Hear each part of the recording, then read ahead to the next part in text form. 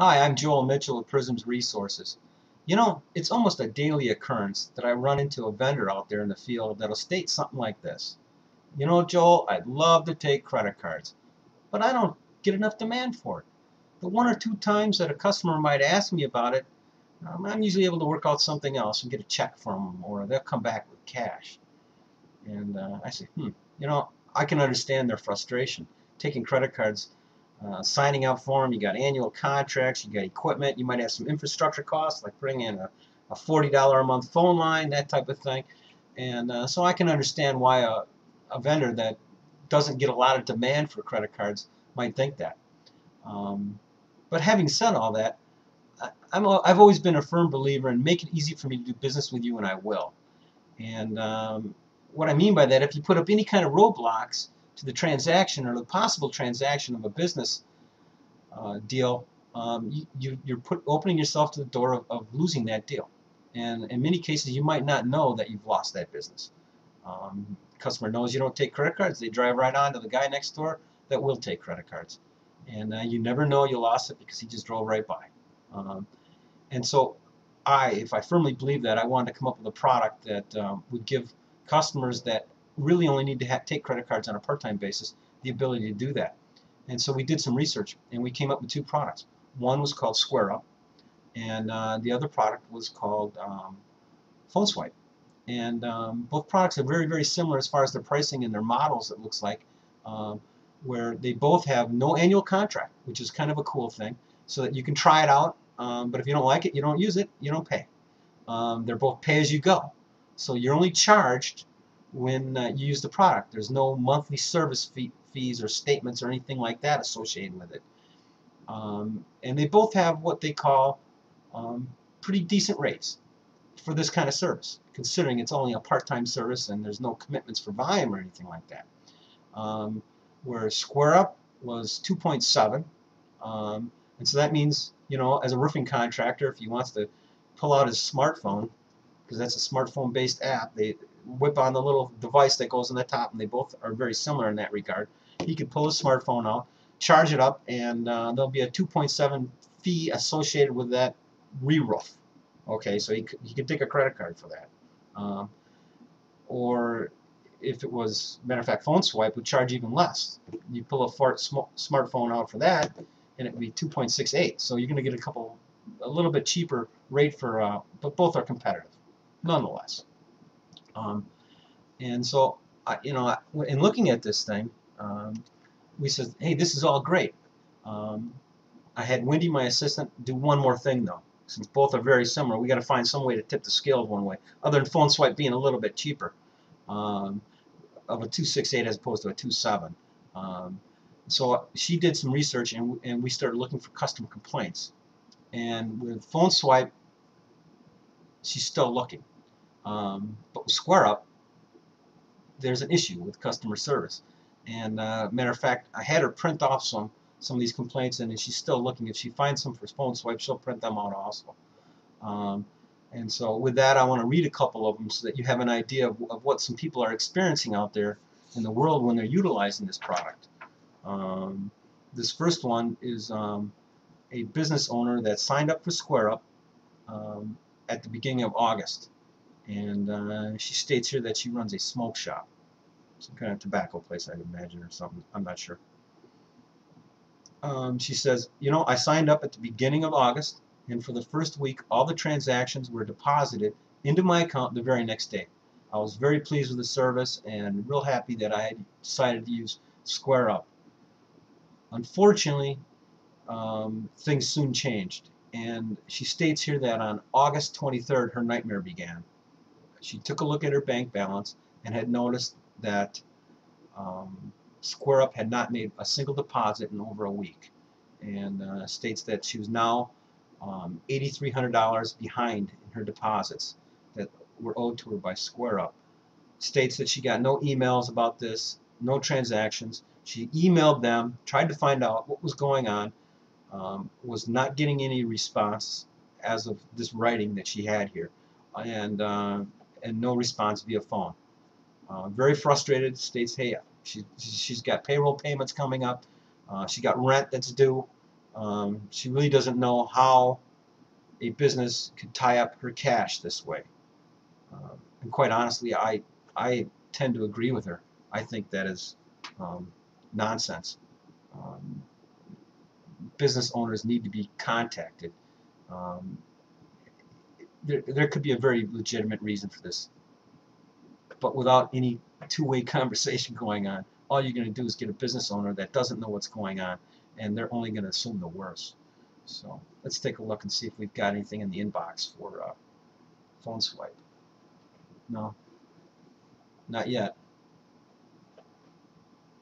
Got one for Square Up though. Let's take a look. This one here is from Robin, and Robin is in medical services. That's all we know anyways. And she says, I'm starting to rethink using Square. I recently ran a customer's bill through 3 times, and all 3 times it stated that it was declined. We then made arrangements to have another form of payment, and that customer went on their merry way. A couple of days later, she called me and stated that $750 had been withdrawn from her account, which explains the 3 swipes, but they had showed on my end that they were declined. I have now been trying to get a hold of Square for the last several days and have to no avail. I need to get this resolved. This customer needs their money. Very, very frustrated. And I can understand. Again, with no ability to get in, talk to her, you're going to have issues like this. Not good. Let's take a look and see what we got for phone swipe. Nothing yet. We do have another one for Square though. Oh, this one's from Bob. And Bob doesn't get into a lot about what his issues are, but the fact that he does a lot of transactions via email and via the phone, and he's starting to rethink that the service.